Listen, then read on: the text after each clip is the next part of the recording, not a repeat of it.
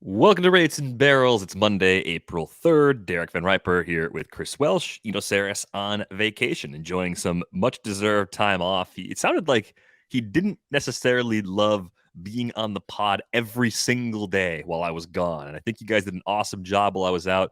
I tried to listen to as many shows as I could at very random hours of the day.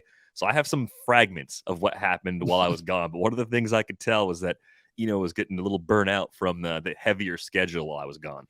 Yeah, it was fun talking with about it too, because it would be like, yeah, we're gonna have Derek back, and then would just have this like, oh, thank God, and then I was like, I don't think I was that bad, was I? And then it's like, no, it's just hosting, and yeah, I mean, 5 days a week is pretty tough, especially with everything that is going on with and all the great articles. I mean, I felt like over even the last couple of weeks, which we dearly missed you, by the way.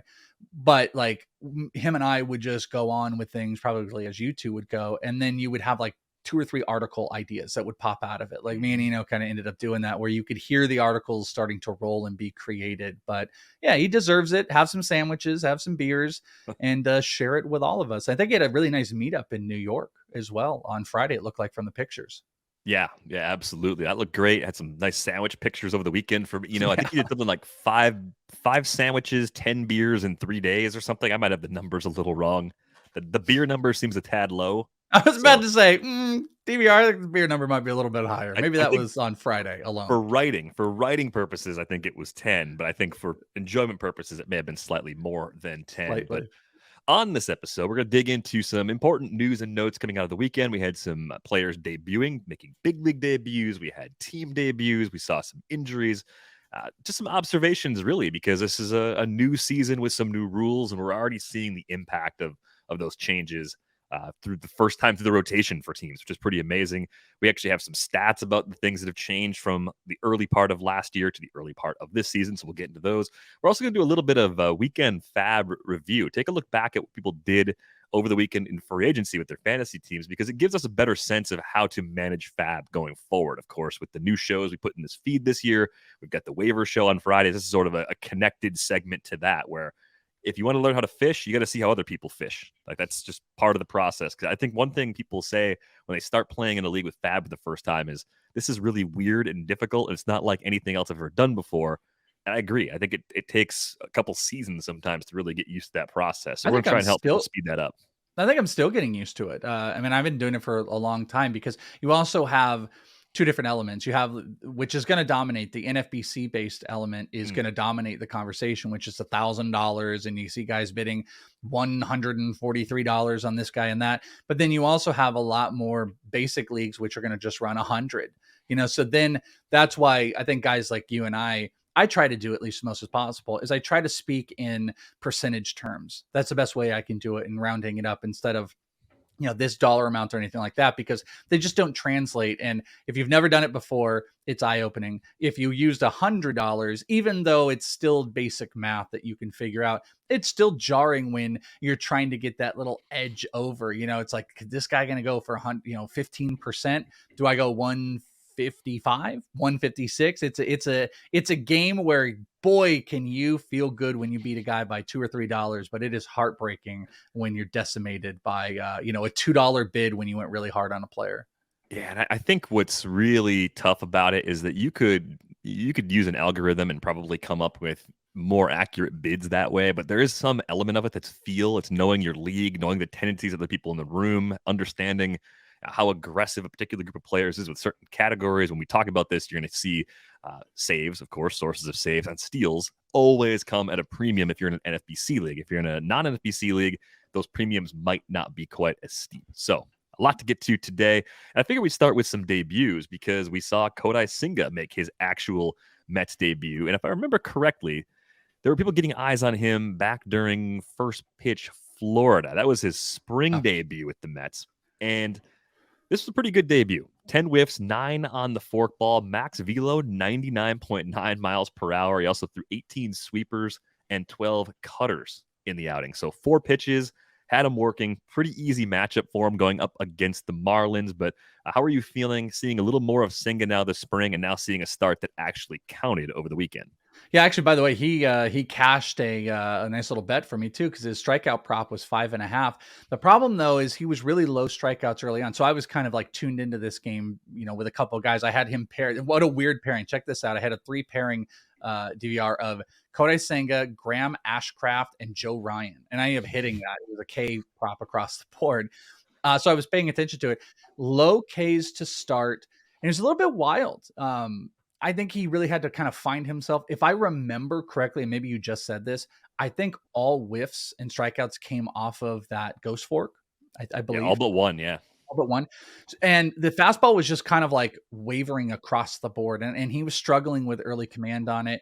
It'll be interesting to see like where that goes. But I think the most promising thing was, just how he was able to recover from it. Because like I said, if you watch the whole start, I think early on it didn't look great. Numbers weren't going well. The fastball wasn't going, but the forkball, he just had absolute presence of throwing it almost 30% of the time.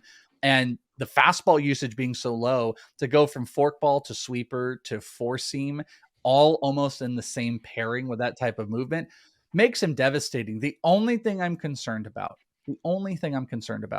is where this goes into the future, because if all the damage is done off the forkball, I've cited this a lot of times before, so apologies, but like, Casey Mize was renowned for that splitter that he had. Oh, it's the best ever, blah, blah, blah, best in the minor leagues.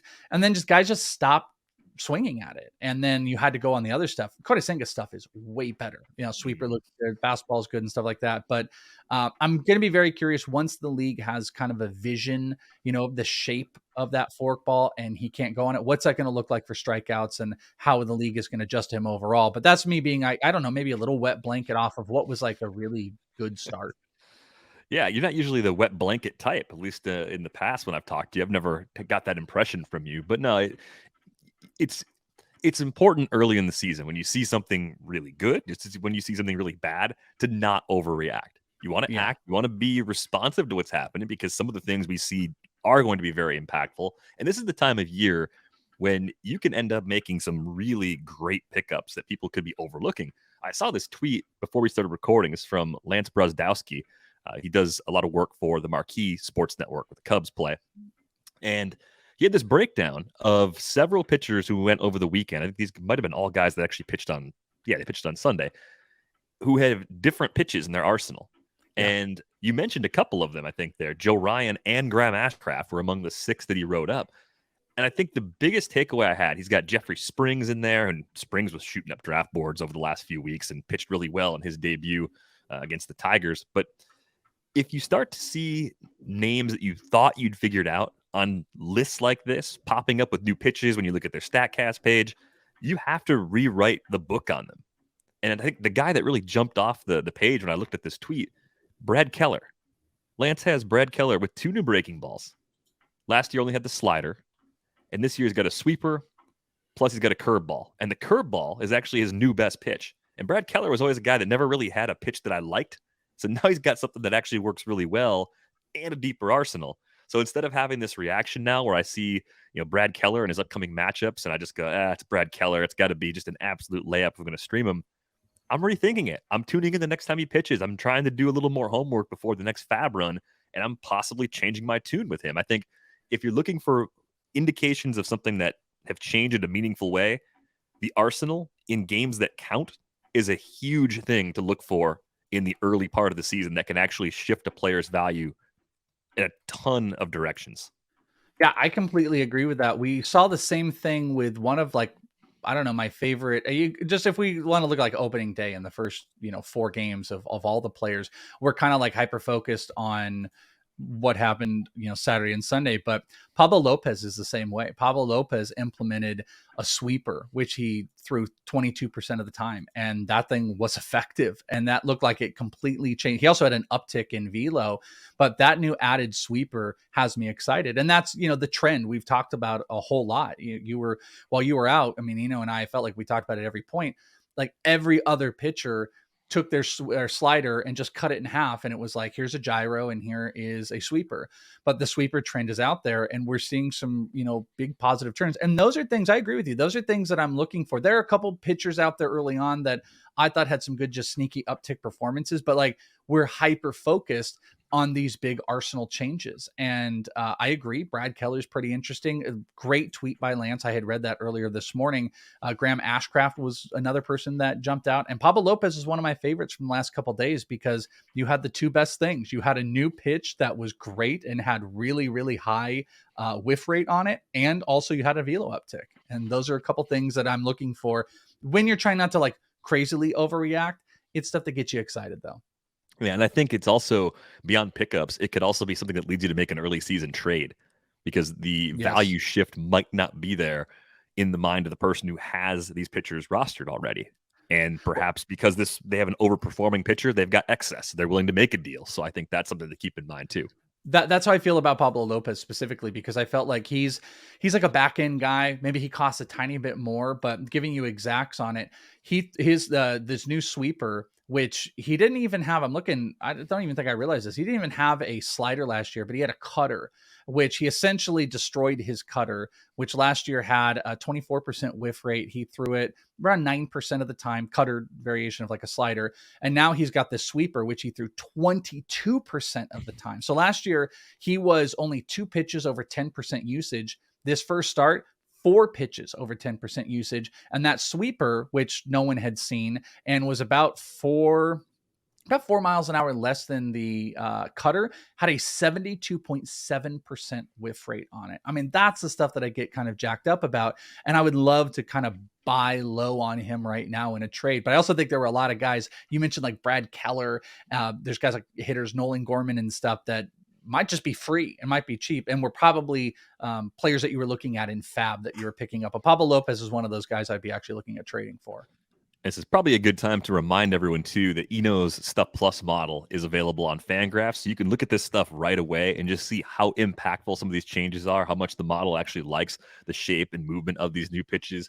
With Keller, there were some location issues. So obviously that's something to be mindful of, but you still need usually about 3 starts before you can really start to buy fully into what the model is capturing.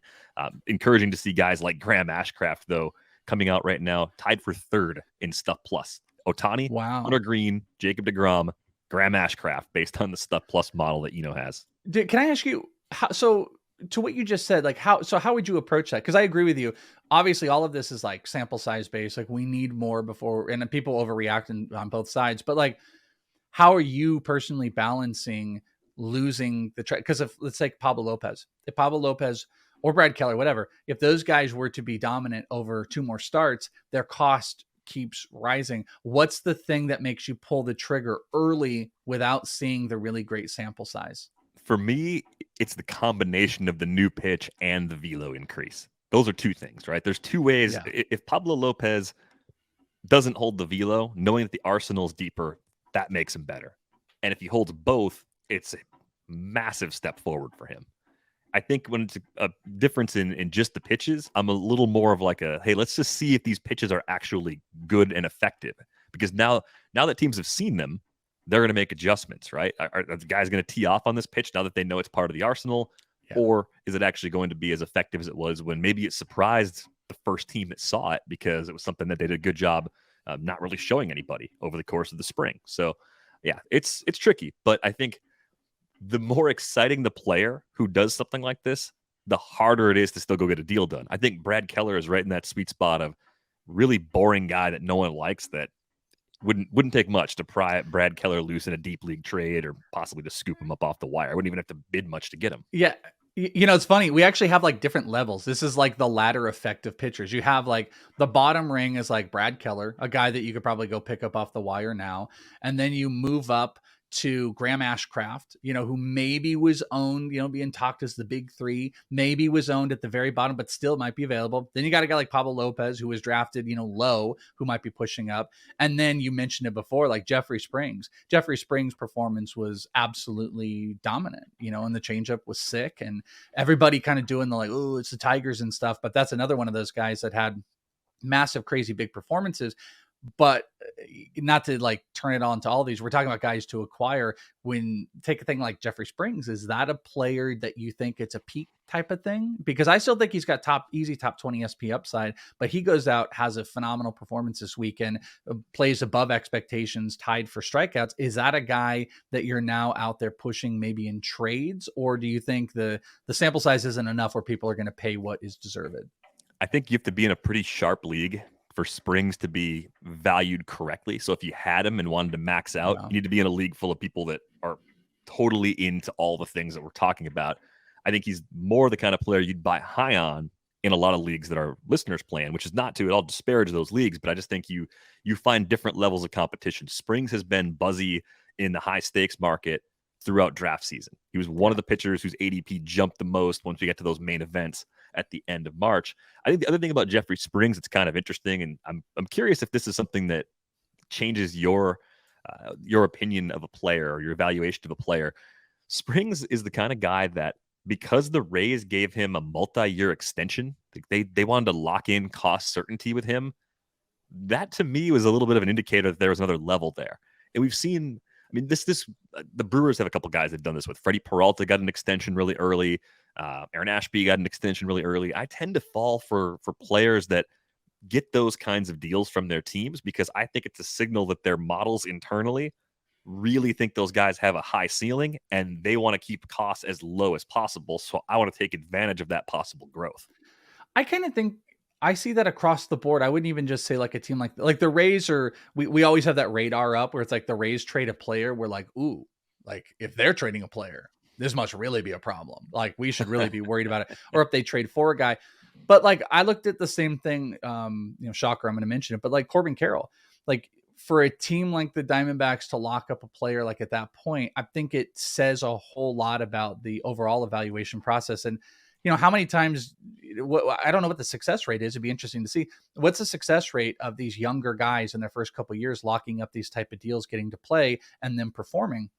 There's something deeper to it. Springs is different because Springs is like, yeah. Did you just write that? I had that one ready. I'm going to go a full episode. By the way, anyone listening, it says we made it 16 minutes before Corbin Carroll came up.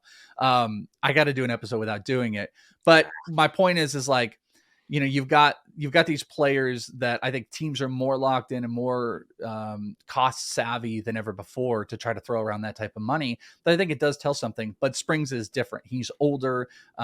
He's been babied a little bit more. They have much more of a bigger sample size. And then you put it on top of like a really smart Rays team. I 100% think you're on to the right idea. Like they know there's something way bigger in there. And we kind of saw it on the table. And another one of those guys that he implemented, he didn't scratch a slider, or this is also like what Baseball Savant is going to pick up, but he essentially didn't throw a sinker according to them, which he only actually did like only a few times last year, but he essentially scrapped the slider for this new sweeper. And this new sweeper came in and was, not dominant pitch, but it completely changed the velo look of what people were used to with him, where it was around 79 miles per hour. At least that was one of the tops on Jeffrey Springs. It just that was the average, 79.6. So he had, who's not a dominant velo type of pitcher, he had a good 12, 13 mile an hour difference with being able to kind of hold that pitch back and keep batters on their back foot. Like he just looks phenomenal. He's a command guy that has big stuff that guys are swinging through because they think they can hit it to the moon, and they can't. And I think the Rays see it, and I think they see the ability of what they're able to mold this guy into, and he looks like a top 20 SP right now. Yeah, that's the way he started off. I mean, an excellent spring, excellent first start of the year for Jeffrey Springs, and probably someone that's still a little bit overlooked in the more shallow leagues out there, despite the recent success. And he did it last year too. The amazing thing too, when you look back at his full professional track record at the big league level, Jeffrey Springs threw more innings working as a starter, really for the first time as a big leaguer last year, than he did as sort of an up and down reliever in the previous 4 seasons combined. Yeah. Well, and that's kind of a big take on him. I'm curious about this. And this guy's going to be pitching today. Who would you rather have, George Springer or Jeffrey Springs this year moving forward? George Springer. George Springer with ease. You didn't even have to think about that. Yeah. I think George Springer is underrated. So if you got a trade offer George Springer for your Jeffrey Springs. You pull the trigger right now. Yeah, assuming I had enough pitching to still get by, and yeah, I would. If the need Well, it's like a made one sense, for 100%. one for. Yeah, Yeah, it's like I'm saying it's like a one for, or maybe it's like a a 2-piece trade. You see Springer, you see the upgrade of Kirby over Springs significantly. That maybe there's 2 position players involved. Because I'm just trying to get out there that like I think you've got to figure out what levels you might believe in a guy like this. Because if you don't believe, and I would say this, if you don't believe he's a pitcher that is in the same territory as George Springer, then I think I keep saying George Springer. I'm sorry, George Kirby. I think that is a signal to dangle Jeffrey Springs out there, that you should look and see what the trade market looks like, because this is a great opportunity against a bad Detroit Tigers team that he did take advantage of. Like, he's not going to have 12 strikeouts every game. Maybe that equates to 6 or 7 strikeouts versus a much better, like an Astros team or something like that.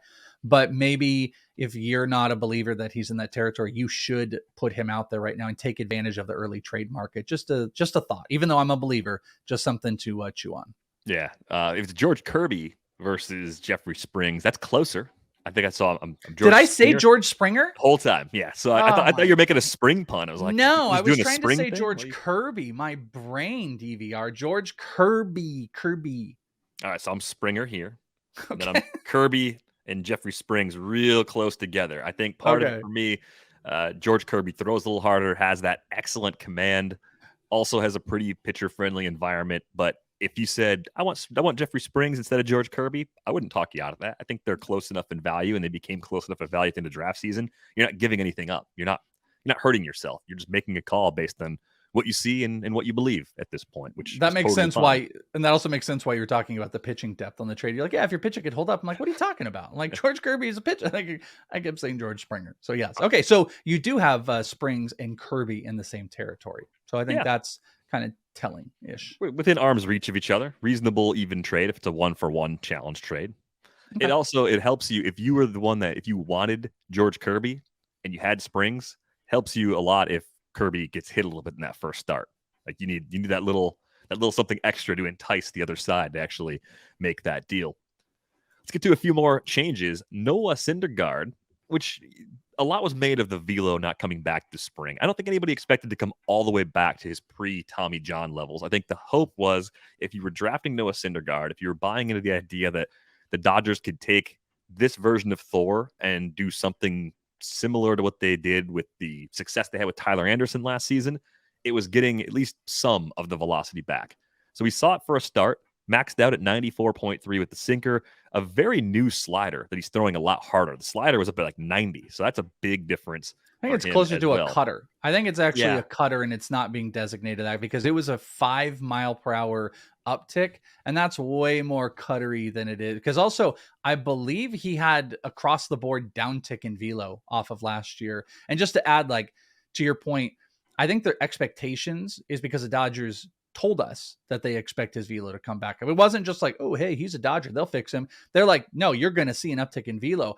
And we did not. We actually saw a downtick, I believe, in velo across the board, except for this slider, quote unquote, that was 5 miles an hour faster, which I think is just a cutter at that point. Because it also had a whole lot less, I want to say horizontal movement. It was way more cutterish.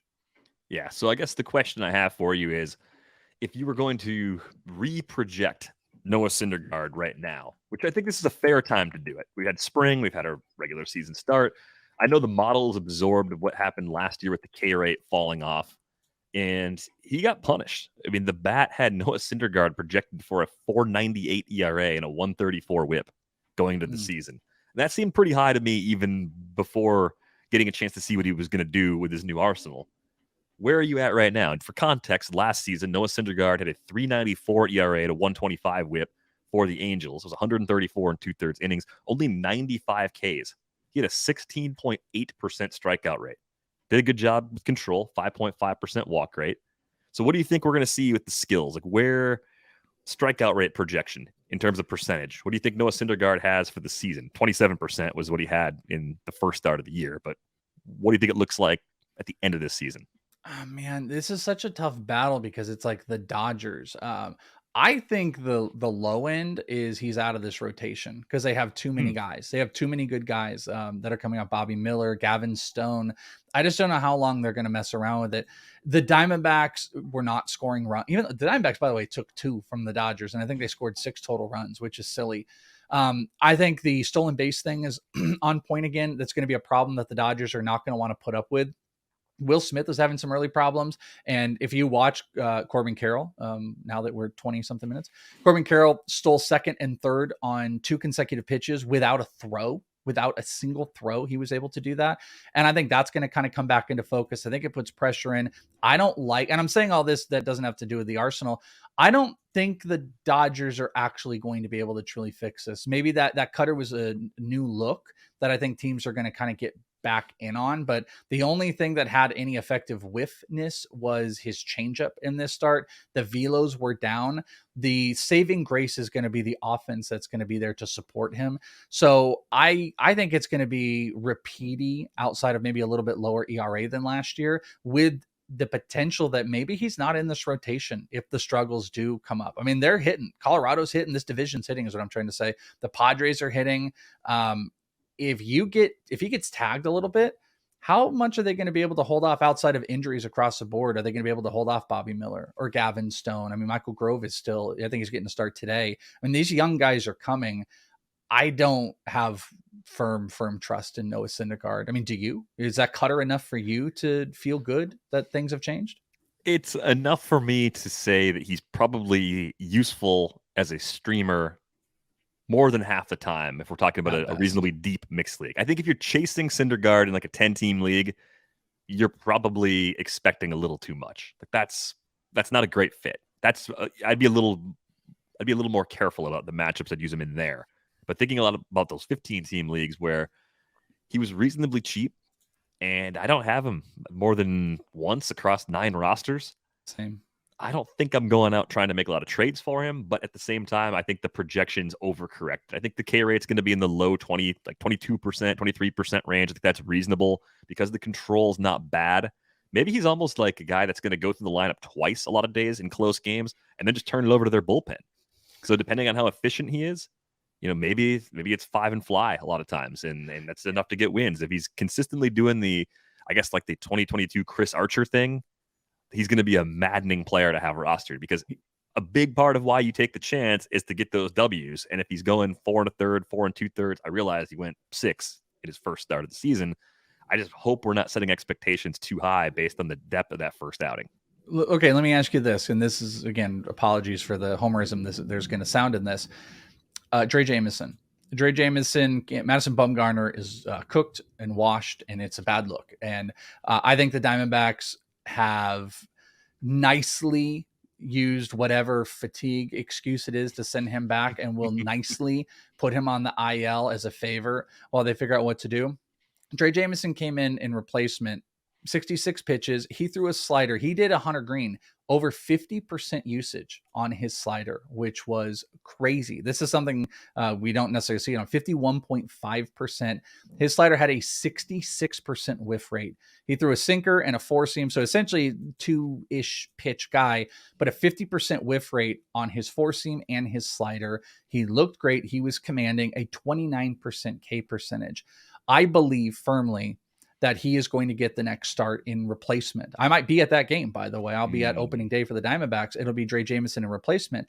And if we see some of the same, it's going to be hard for him to take it off. So my question lines to where everyone knows, would you dump a guy like Noah Syndergaard in replacement of, you can replace the type of pitcher, by the way, it could be another young pitcher but Dre Jameson seems to be the guy. I love the pitch mix change, love the early Ks. He looked dominant. Would you dump a guy like Syndergaard knowing what the floor is for the upside of a guy like Dre Jameson, who could take that rotation spot and really showed off in that almost 70 pitch relief performance?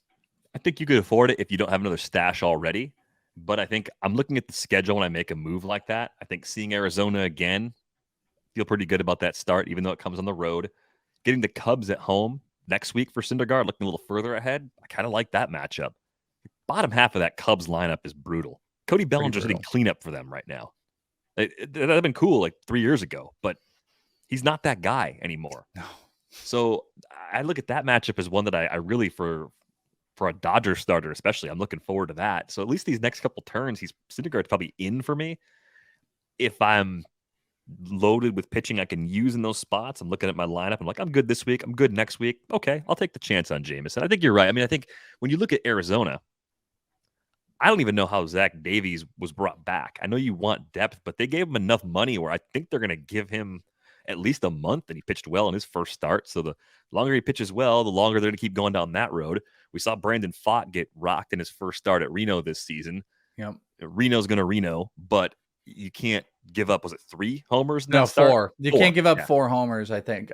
3, yeah, 3. I don't know if he even got pulled. JJ Bleday was taking it. But yeah, you can't give up that many homers. And that's why, like, when people saw Bumgarner going, I immediately was like, this is Dre Jameson. Dre's going to get the shot in replacement. They haven't announced anything, but if Bumgarner misses a start, it'll be Dre that they throw into that spot.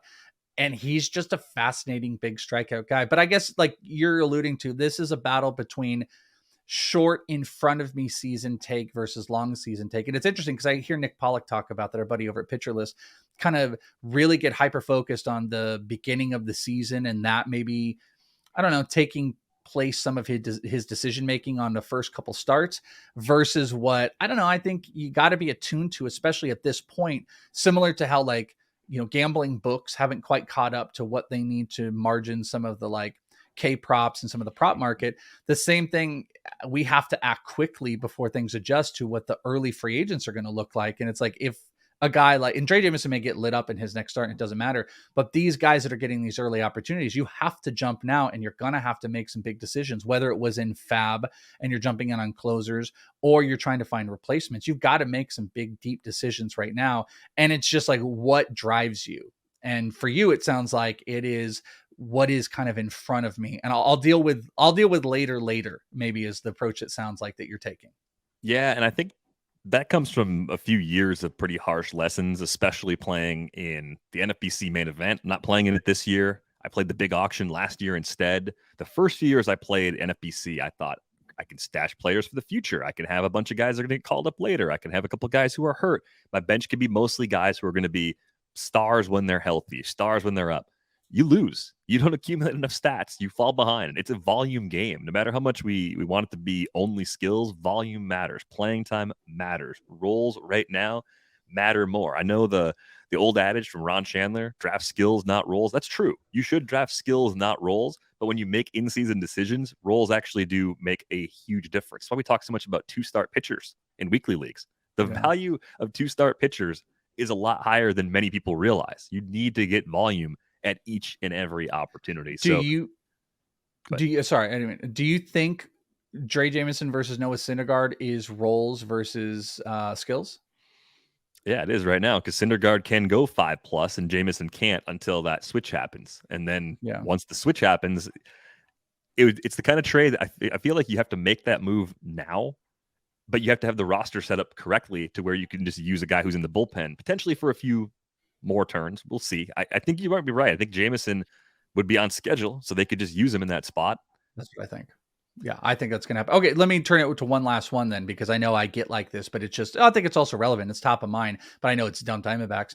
Brad Keller or Noah Syndergaard. You know, you're talking about big changes, kind of exciting seeing there, but you want to see a couple more starts, stuff plus versus Noah Syndergaard. I just think Noah Syndergaard's ceiling is, it's similar to Alice in Wonderland in the beginning scene where they're opening that little door and trying to squeeze in. Like, you have to get smaller to fit through there. I just don't believe in the ceiling of Syndergaard. So Keller or Syndergaard? Very fair toss-up.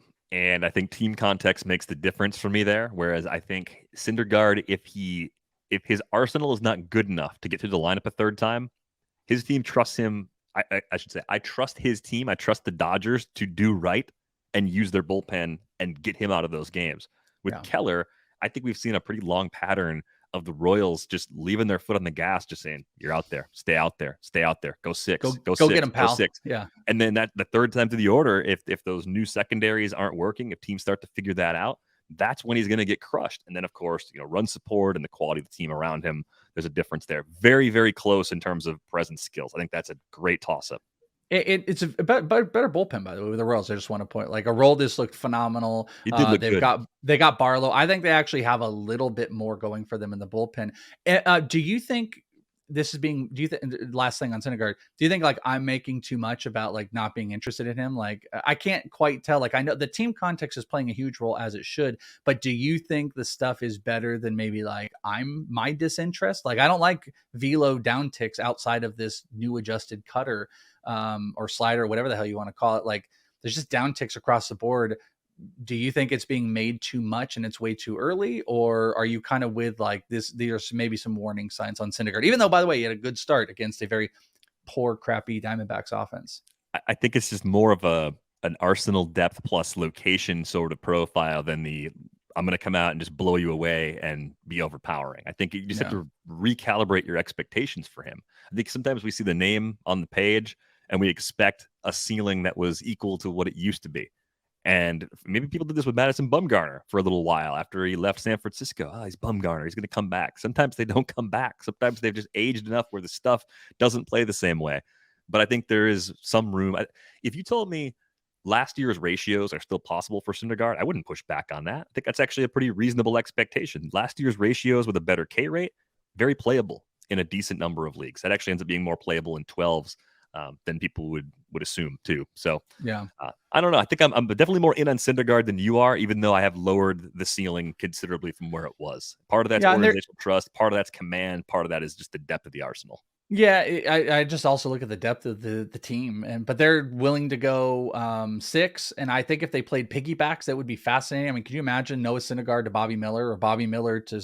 I just don't know why you'd want to start off a young guy like that, but and be the lead and let Syndergaard go. But if you get 2 tractions through with Syndergaard and then go to a guy like Bobby Miller or Gavin Stone, you got really one phenomenal starter out of that. If Syndergaard is effective the first 1 or 2 times through. Here's a question for you that's not on the rundown, so this is totally fair. Dodgers starting pitchers. Who are your top 4 in innings pitched this year when the season ends? I assume everyone's got Urias first. Yeah. So you got Urias first. You got Urias, and you got your choices of May, Kershaw, Syndergaard, and Michael Grove. You can add Pepio once he's back, Gonsolin. Anybody who's hurt can be a part of this too. Still, there's plenty of time for that top 4. But after Urias, where do the bulk of the innings come from? Who comes in second, third, and fourth? And how many innings do they really get from each of those guys? Like, is there a world where Clayton Kershaw goes 150 or 160 again? I think there's a world, but I'm going to say Dustin May is 2. And then Kershaw's 3. 4 is fascinating. I lean that's going to be Gonsolin, because I feel like when Gonsolin's getting back close. I think he just had a rehab, maybe through a bullpen session. I feel like he's getting close. I don't have trust in Syndergaard long-term. I don't think the rookies are going to be around there enough. Pepio's already having injury problems, and I don't think he's assured. You know what? Here's a side thing. Maybe the 3rd highest or 4th highest inning pitcher is not on this team yet. And maybe we're going to get that guy in the next month or 2. The Dodgers have the ammunition to pull it off, but I'm going to go with Gonsolin. Maybe that's kind of the cheap, boring answer. That's not fun. I know someone would like to hear Gavin Stone or Bobby Miller or something like that. I think there's just a big clump of play. To be honest with you, maybe after that top 3, it's just a big clump of players between Stone and Grove and Pepio and Bobby Miller and Gonsolin and all those players just trying to fight for innings. And I don't know if there's a clear cut. Maybe the 4th isn't even close to 1 through 3. What do you think? I think that order is about the same as what I've got. I think I would probably go Kershaw over May, even though we know we almost have a baked in 2 to 4 week absence for Kershaw at some point just for back maintenance. I think part of what makes that so tricky is the Dodgers' depth and knowing that they can give someone a breather if they want to. They have that luxury. Yeah. Right now they do anyway. Bobby Miller is hurt right now. He's got a shoulder injury. It's just soreness. So we'll see if it turns into something serious. You mentioned Pepio. He's got the obliques. They're already throwing Michael Grove out there.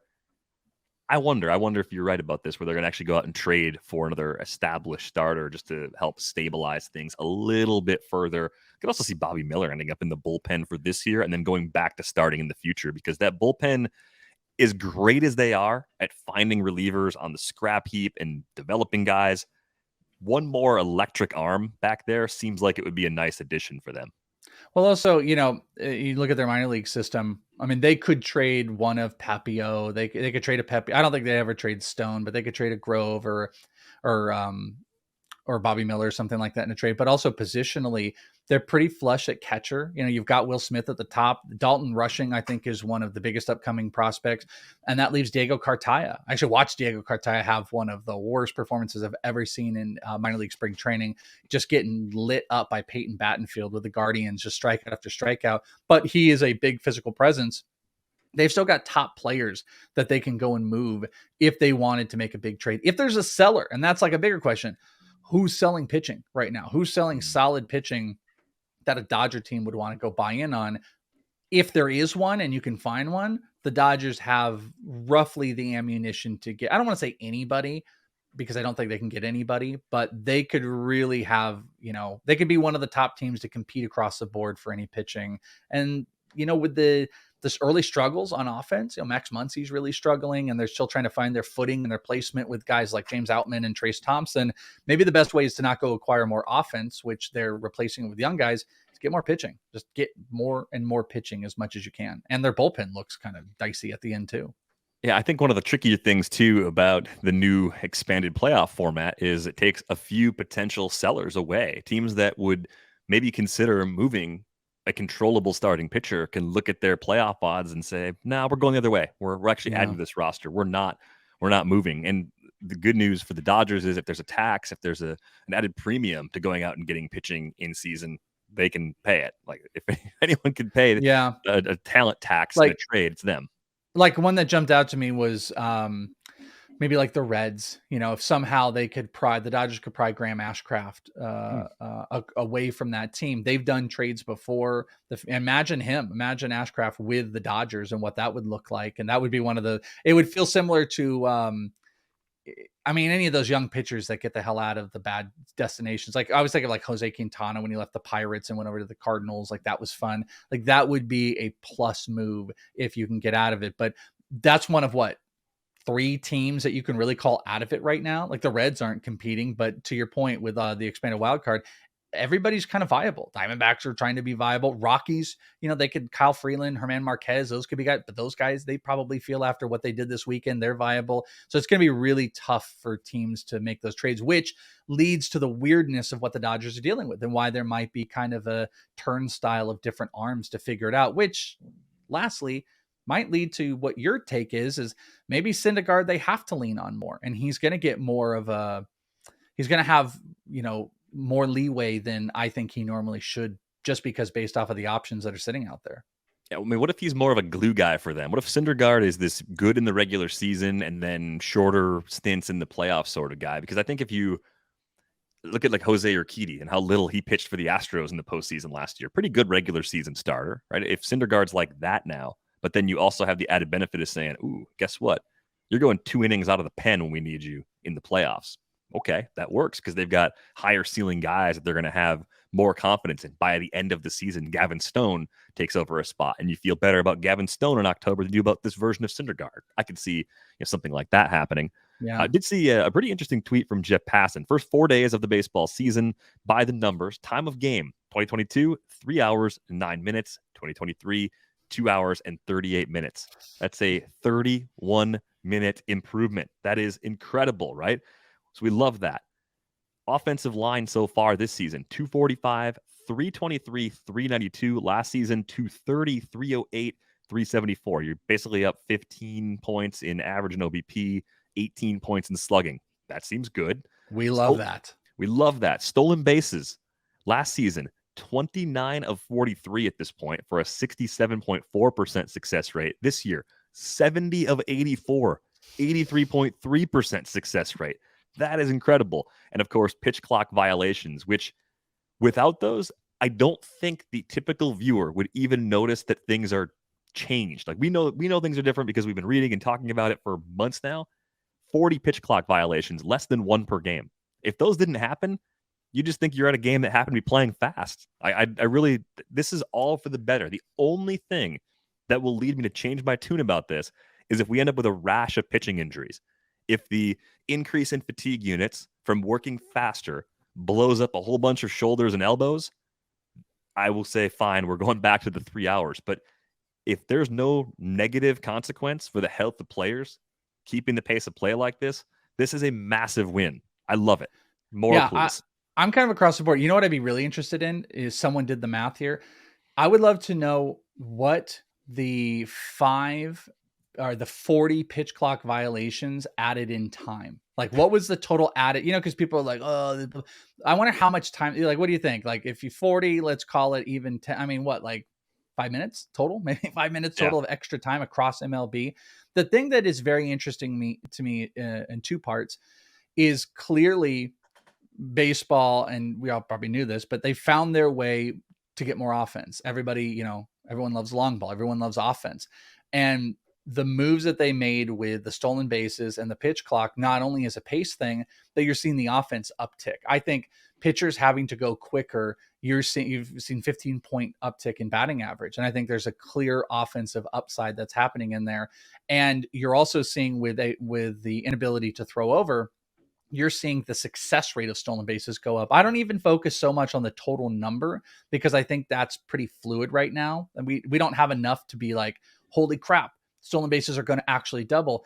The success rate, though, is what stands out to me. And it really changes the profile across the board. But what baseball did is they found a way to speed the game up and make there be more offense. And there's really no downside. I mean, for us pitcher people that like great pitching matchups and stuff like that, okay, that's might be a little bit stinky.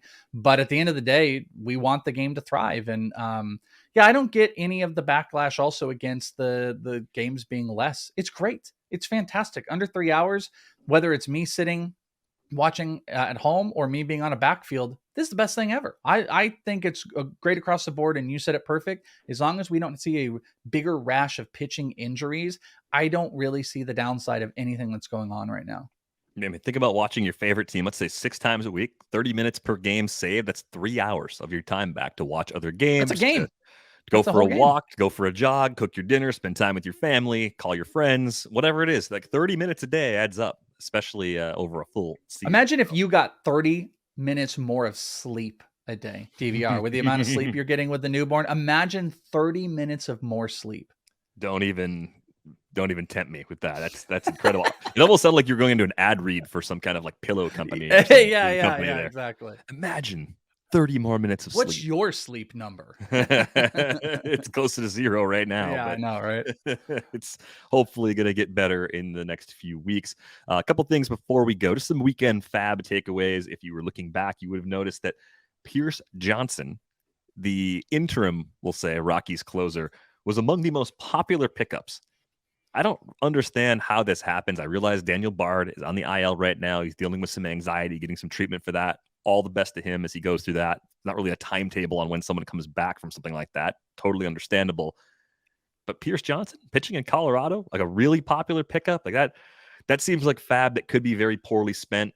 Maybe it's because he could hold the job as a solo closer and not be part of a committee, but the max bid across the main event was $279. Even in the 12-team leagues, the smaller ones, the $350 entry fees, is up in the 3-digit range as well there. That's 28% of FAB spent on a part-time closer right now is crazy. The closer market in general was crazy. I don't see them on this list, so in case I'm just not seeing it, forgive me. But like AJ Puck went for an absurd amount of money in, I think, a main event. I saw somebody post it was like $400, which would have been 40% of FAB got spent on AJ Puck closing out a game for the Marlins. And Danny Jimenez also got a look with the A's over Trevor May, and I think he was into the double digit.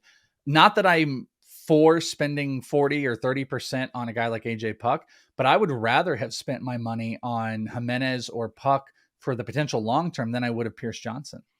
Yeah, I think both of those other two have a better chance of being the guy all season. And even if you believe that, that is a massive commitment. When you're talking about 20% of your budget, potentially 25, 30% in some cases to get those players or more, you could be chasing players later and end up having some, a longer period of time where you're near min bids by bidding this aggressively. So there's definitely a long-term cost to that. You mentioned Dre Jameson earlier, maxed out at 66 in the main event. I think there are people already speculating on him taking a spot in that rotation. It makes sense given the usage out of the bullpen right now. We I saw a lot of spent interest. a How much do you little spend? more. I And spent a little bit more. In TGFBI, I spent 76 on okay. him. Just a tiny bit more aggressive. I don't think there are any other bids though, so I was a Ooh, solo guy in it. yeah. But I'm happy. 7%, whatever. I'm happy to hear though that the main event was almost about in line with the price that I had, and it was kind of uncontested. But we also had crazy saves. Like I put a bid on one of the closers. I think it was Pierce, but I wasn't remotely close. I think he went for like 17%, like $170. So comparatively, some people kind of joining the market with me on maybe Dre being a starter. So that makes me kind of feel good when no one Yeah. else bid with me. Yeah, I saw big bids on Michael Grove. Reasonable big bids, though. Like a max of 117. The median was closer to 54 in the main event. 117. Yeah, 117 for the max. Two-start pitcher for this week. I think if you're in the 4 to 5% range for a good two-start pitcher who can stick around, that seems appropriate. I think going a little higher than that, max bid there might be too much, but if he sticks in the rotation longer than expected, that could definitely pay off. Tyler McGill, all the hype we had early last season seems to be coming back around. Bids were mostly triple digits on him. 255 was the max on McGill. They're so banged up in that rotation and they're so old that you could see a scenario in which someone's always hurt and there's consistently an opportunity for McGill if he continues to pitch well. Don't you G1 think Bay, 255 real quick? Don't you think 255 is a little too much though? Because I'm with you on that one. On McGill, like I'm more open to it because I think it's a great point you bring up of like the age and how kind of beat up they are. But 255 seems like a little too much to speculate to that level. I feel like 150. What was the average? Like 150? yeah, Or 140, yep, for the median, yep. I don't know. Yeah, 150 to 175. That would have been my range. That seems a bit high. Yeah, and even that might have been more aggressive than I would have been unless I was really hurting for some pitching because of some early season injuries. G1 Bay offering steals in the opening series, also commanding some large bids at the high end. Median was 33. There was a wide range on G1 Bay because there's still some uncertainty about his playing time. Maybe a possible bargain in another young outfielder. Joey Weimer gets the call for the Brewers because of the Luis Urias injury, Welsh. So Urias is out, so Brian Anderson's going to move from the outfield to third base, opens up right field. Weimer has started 3 straight games since being called up. He's in the lineup again on Monday. So getting starts against same-handed pitching, I just think it's complicated because if he struggles, they have Sal Frelick waiting in the wings in the minors, and they could also shuffle things around in that roster again. They could play Mike Brasso more against same-handed pitching at third, put Anderson back in the outfield. So I think Weimer has to perform in order to keep that role. But the way they're using him, even though it's the bottom of the order, it looks like they're giving him a pretty fair shake in the early part of this Urias absence. Yeah, I'm not the biggest Joey Weimer fan on the planet. Sal Frelick is totally my guy. I'm not surprised because I went to Brewers camp only twice, and Weimer was. Also I think Frelick might have already been out for the Italian team, but these were in like the early practice days, and I saw Weimer with the major leaguers, like running way more than I did with Frelick. Yeah, because Frelick was there on that day, and but I'm not the biggest on him, and I think he's a little bit more volatile on his swing. He's going to put up big power numbers if he makes contact, but if he struggles, I think they would pull that trigger on Sal Frelick pretty quick. So any aggressive bids, this isn't one of the prospects I'm personally making aggressive bids on, but what was the median? 50? That's not horrible. No way I'm spending over 10%. Yeah, I was more in that 3% range just because I think there's so many ways it could be a short-term bumpy ride, even if you do like the skills. I mean, you're a little lower on him. I'm curious to see how he fits into their plans, given the number of outfielders that they have at their disposal. Plus, Jackson Churio eventually going to be a big part. Double A, starting at Double A this season too. So as soon as you get to Double A, you are technically, anything can happen once you hit Double A. Just pointing out to everybody, I still think it's pretty far fetched, and I think he's an opening day potential next season. But just don't discount any player that's at Double A or higher. That anything could happen. They are as effusive in their praise of him as everybody who talked about him throughout last season was. They seem to be all in on the Jackson Churio hype within the organization. So more prospect talk coming up on Tuesday. Project Prospect makes its triumphant return. That's going to do it for this episode of Rates and Barrels. On our way out the door, I should let everyone know you can get a subscription to The Athletic for $1 a month at theathletic.com/rates and barrels. Hard to pass that up. It's the best deal that we put out there all year. You can find Welsh on Twitter at IsItTheWelsh. You can find me at Derek Van Riper. We are back with you on Tuesday.